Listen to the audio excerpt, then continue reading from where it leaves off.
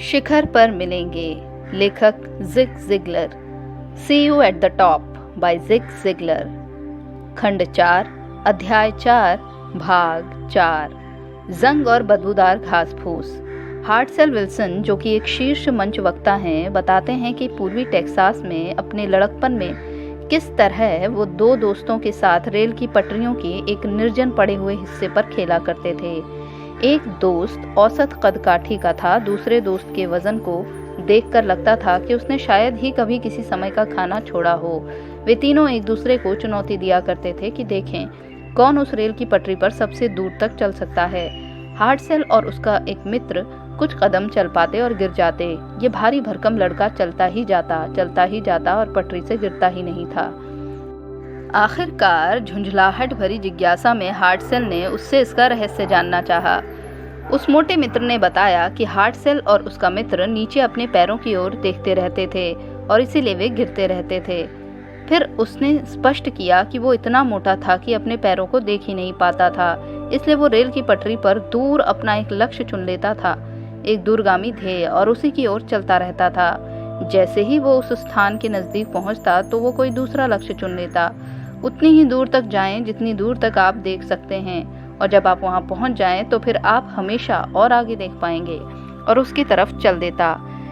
ये एक अजीब विडंबना है। दार्शनिक लहजे में मोटे लड़के ने बताया कि यदि आप नीचे की ओर अपने पैरों पर देखते हैं तो आपको जंग और बदबूदार घास फूस के अलावा और कुछ नहीं दिखता। दूसरी तरफ जब आप पटरी पर दूर देखते हैं तो आप वस्तुतः खुद को वहां पर पहुंचता हुआ देखते हैं। कितनी सच बात है। मैं एक बात और कहना चाहूंगा। अगर हार्टसेल और उसका मित्र विपरीत पटरियों से एक दूसरे का हाथ थाम लेते तो वो बिना गिरे अनंत दूरी तक चलते रहते। वो सहयोग होता, एक साथी के साथ ही नहीं बल्कि अखिल विश्व के नियमों के साथ। जैसा कि जॉर्ज मैथ्यू एडम्स ने कहा था, वही सबसे ऊंचा चढ़ता है जो दूसरों को ऊपर चढ़ने में मदद करता है। आप जीवन में जो चाहते हैं पा सकते हैं अगर आप दूसरों को जो वे चाहते हैं उसे पाने में पर्याप्त मदद करते हैं। पूरी पुस्तक के दौरान मैं इसे बार बार कहता रहूंगा, क्योंकि बहुत से नौजवानों के दिमाग में ये कूड़े करकट जैसा विचार भर दिया गया है कि शिखर तक पहुंचने के लिए आपको दूसरे के ऊपर पैर रखना, उनसे दुर्व्यवहार करना और उनसे फायदा उठाना पड़ेगा। वास्तविकता में सच इसके बिल्कुल विपरीत है। कनेडियन हंसों में सहयोग का मूल्य जानने की सहज प्रवृत्ति होती है। आपने निसंदेह रूप से देखा होगा कि वे हमेशा एक वी की आकृति बनाकर उड़ते हैं और वी की एक टांग दूसरी से लंबी होती है। अगर आपको ये देखकर आश्चर्य हुआ हो तो मैं आपको बता दूं कि वी की एक टांग दूसरे से इसलिए लंबी होती है क्योंकि इसमें हंसों की संख्या अधिक होती है। ये हंस लगातार अपना नायक बदलते रहते हैं, क्योंकि नायक हंस सामने की हवा से लड़ने में अपनी दाईं तरफ और साथ ही साथ बाईं तरफ के हंसों के लिए एक आंशिक निर्वात पैदा करने में मदद करता है। वैज्ञानिकों ने हवा के टनल परीक्षणों द्वारा पता लगाया है कि झुंड में हंस अकेले हंस की अपेक्षा 72% अधिक दूरी तक उड़ सकते हैं। आदमी अपने साथियों से लड़ने के बजाय यदि उससे सहयोग करे तो वो भी और ऊंचा और दूर तक एवं तेज उड़ सकता है। सहायता का एक सबसे अच्छा स्रोत और दुर्भाग्य से जो सबसे उपेक्षित है परिवार है, विशेषकर जीवन साथी। यदि आपकी पत्नी अथवा पति आपके साथ साथ बस चलते रहने के बजाय आपकी सहायता करें तो आप अपने लक्ष्यों को जल्दी और आसानी से पा सकते हैं, और ऐसा करने में आपको और अधिक आनंद आएगा। यदि आपका जीवन साथी शुरू में आपके उत्साह में सहभागिता नहीं करता तो बहुत अचंभित अथवा निराश ना हो। तथापि यदि आप अपने विचार के लाभ अपने जीवन साथी को अच्छी तरह बतलाकर उसे ये समझा पाते हैं कि उसका सहयोग एवं रुचि कितना महत्व रखती हैं, तो आप दोनों को काफी लाभ होगा। ये नज़दीकी साथ एवं पारस्परिक हित अत्यंत महत्वपूर्ण है, क्योंकि इससे आप रिश्ते को और अधिक सार्थकता दे पाएंगे। ये अपने आप में ध्येय के अंतर्गत ही एक सुंदर ध्येय है।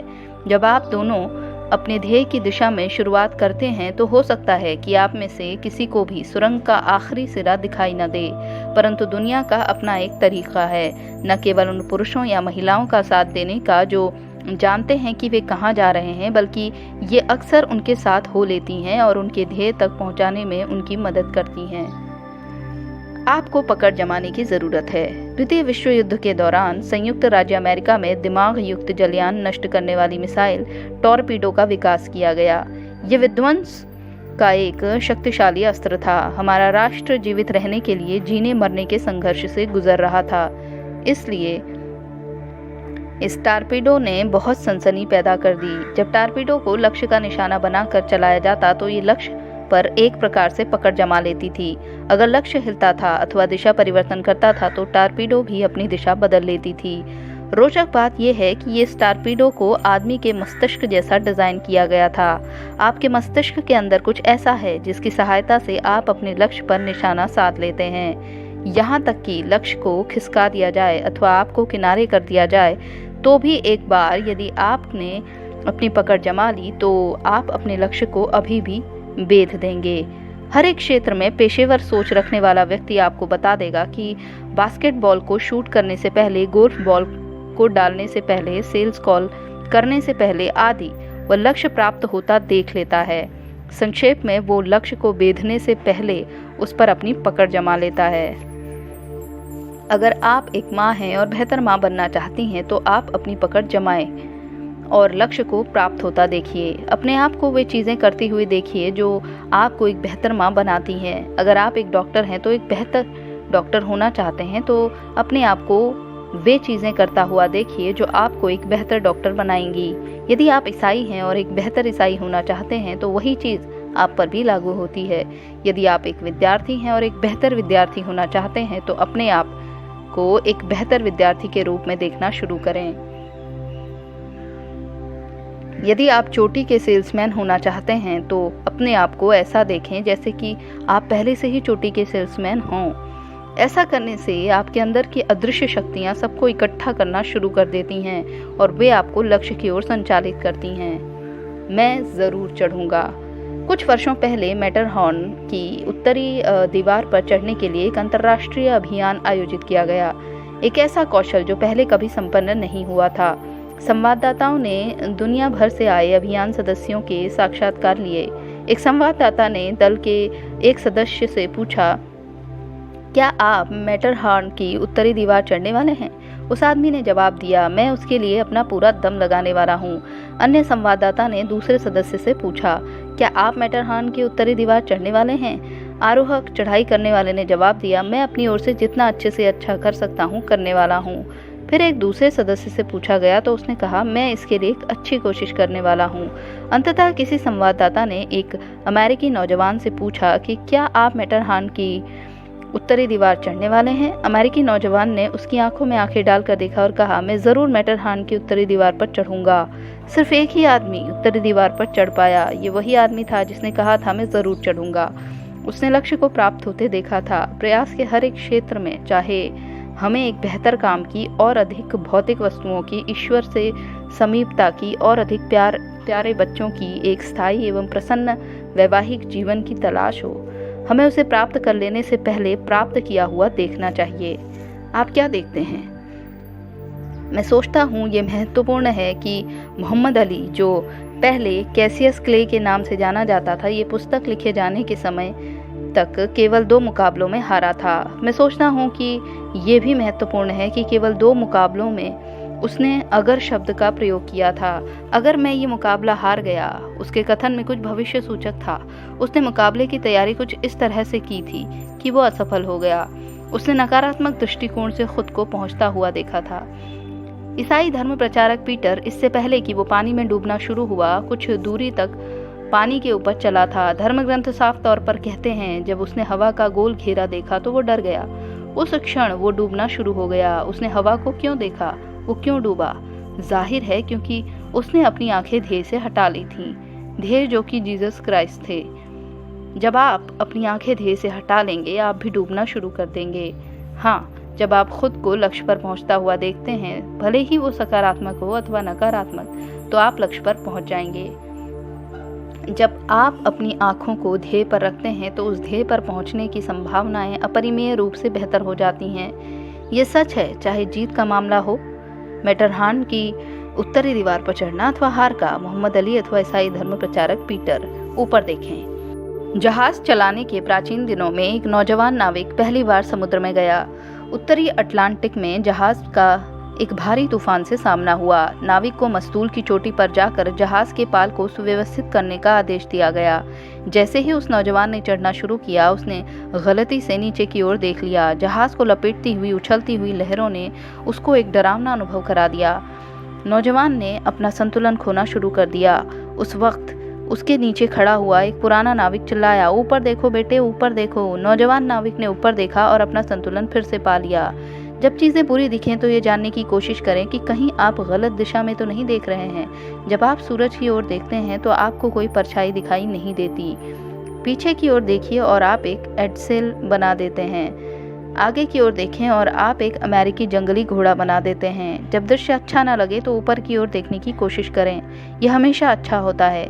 मेरे द्वारा प्रस्तुत किए जा चुके नियमों को लागू करें जिन पर मैं चर्चा करने वाला हूँ। उन्हें उनके साथ जोड़ें और आप अपने ध्येयों पर पहुँच जाएंगे।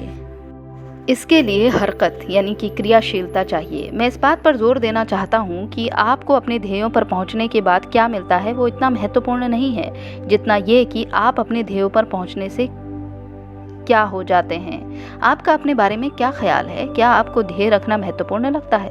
क्या आपने ये पता लगाने के लिए कि आप कहाँ पर हैं अपना रिकॉर्ड रखना शुरू कर दिया है? क्या आपने अपने ध्येय निर्धारण की दिशा में पहला कदम उठा लिया है? क्या आपने उन बाधाओं की सूची बनानी शुरू कर दी है जो आपके और आपके ध्येयों के बीच में खड़ी हैं? क्या आप कम से कम आंशिक रूप से ध्येयों पर पहुंचना देख सकते हैं? यदि आपने इन सभी सवालों का जवाब हाँ में दिया है तो सीढ़ियों का रास्ता वाले पृष्ठ पर ध्येय शब्द के चारों ओर एक मोटा वर्ग बना दें। फिर अपने ट्रिगर पेज पर अपने ध्येय निर्धारण संबंधी वायदों के बाबत रिकॉर्ड रखने को 30 दिनों में पूरा कर लेने के बारे में लिखें। उस समय फिर इस पृष्ठ पर आएं और ध्येय शब्द के चारों ओर एक वृत्त बना दें। अपने ध्येयों को 3x5 इंच से एक या एक से अधिक कार्ड्स पर लिखें। इसको सफाई के साथ छपवाना या टाइप कराना सुनिश्चित कर लें ताकि आप हर लाइन के हर शब्द को आसानी से पढ़ सकें। इन कार्ड्स को प्लास्टिक में सील कर लें और इन ध्येयों को हर समय अपने साथ रखें। उनकी प्रतिदिन समीक्षा करें। बाद के अध्याय में आप और पूरी तरह समझ जाएंगे कि ऐसा करना क्यों महत्वपूर्ण है। फिलहाल के लिए हमारा उद्देश्य क्रियाशीलता है। याद रखिए, संसार के सबसे बड़े रेल के इंजन को इसकी गतिहीन अवस्था में बस इसके 8 पहियों के सामने 1 इंच के लकड़ी के टुकड़े पर रख देने से पटरियों पर रोके जा सकते हैं। वही इंजन जब 100 मील प्रति घंटा की रफ्तार से चल रहा हो तो लोहे की छड़ों से मजबूत की गई सीमेंट व कंक्रीट की 5 फीट मोटी दीवार को तोड़कर गुजर सकता है। जब आप हरकत में अर्थात क्रियाशील होते हैं तो आप भी उसी तरह कर रहे होते हैं। अब शुरू हो जाइए और भाप के उस पट्टे को उठा दीजिए। उन रुकावटों से जो आपके व आपके ध्येयों के बीच में खड़ी हैं भिड़ जाइए।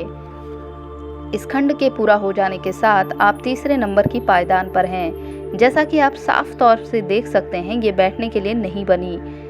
आप अपने पैर को इस पर बस उतनी ही देर रोक सकते हैं जितनी देर में आप चौथे नंबर की पायदान पर कदम बढ़ाते हैं। ऐसा सोचकर अपना पेन उठाइए और तीसरी पायदान पर मोटे अक्षरों में लिखिए, मैं अपने रास्ते पर। जब आप जानते हैं कि आप कहाँ जा रहे हैं तो आप आधी मंजिल तय कर चुके होते हैं। तो दोस्तों, यहाँ पर खंड 4 समाप्त होता है। कल मैं आपके लिए खंड 5 का अध्याय 1 लेकर आऊँगी। तब तक आप अपना ख्याल रखिए।